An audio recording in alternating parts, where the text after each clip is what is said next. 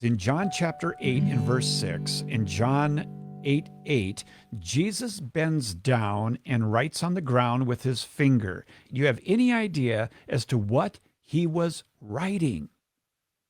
Yes, we do. We do know. I'm going to give you the basic points here.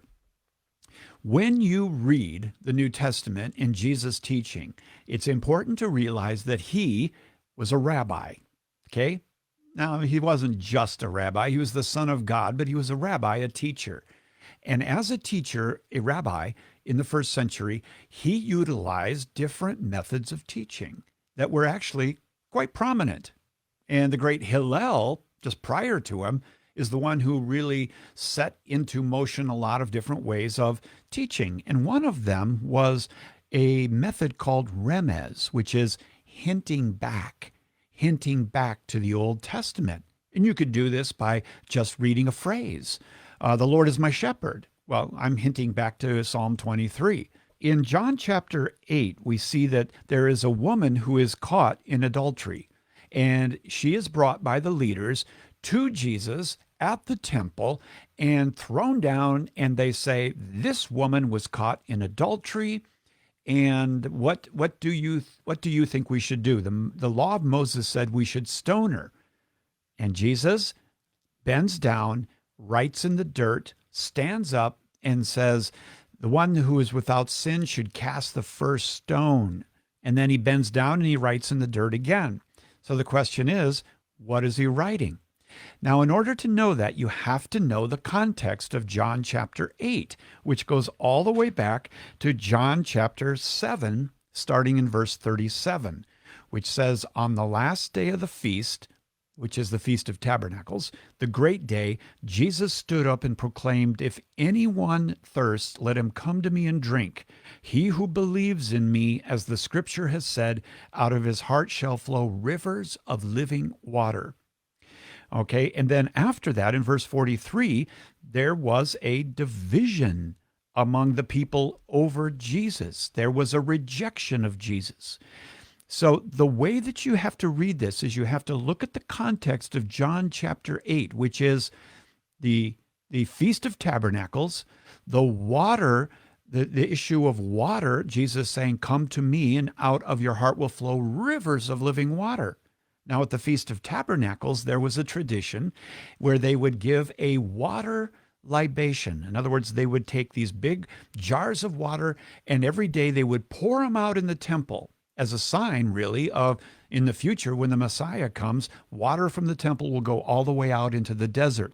So no wonder Jesus brings up the issue of water when he says, if anyone is thirsty, let him come to me, and out of his heart will flow rivers of living water. Then they reject him. Then chapter 8, they bring the woman in and they try to shame her. And then number 4, he writes in the dirt something. So you have 4 variables here. You have the water, and after the water, you have the rejection of Jesus. And number 3, you have the shaming of the woman. Number 4, writing in the dirt. Now the question is he trying to hint at something? And the answer is yes, he is.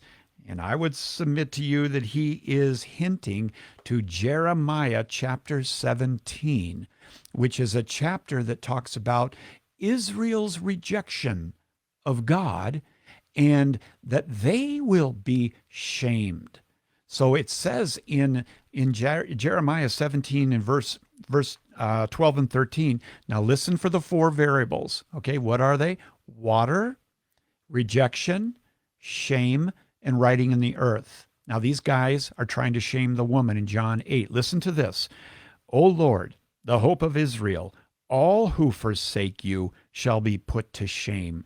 Those who turn away from you shall be written in the earth, for they have forsaken the Lord, the fountain of living water.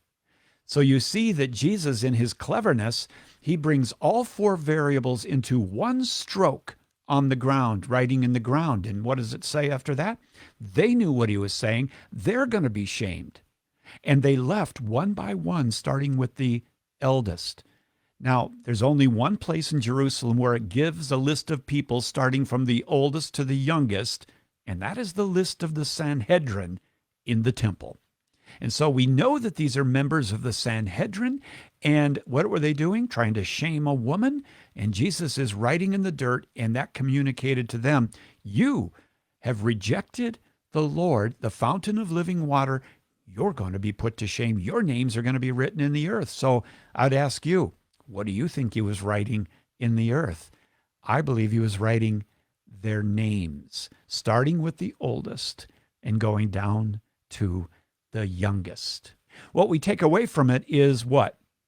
What we take away is that if you are experiencing shame in your life and you have tormentors in your life, whether it be your memory or other people accusing you, know this, that the Lord is the one to go to who will release you from that shame and make you new.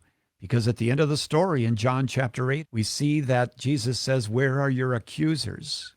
She said, they're gone. They're not here anymore. He says, neither do I accuse you. Go and sin no more. And that's the good news that we get out of that text. If you enjoyed this video and you still have more questions about the Bible, remember to subscribe to this channel and download the free Ascension app for more Bible answers.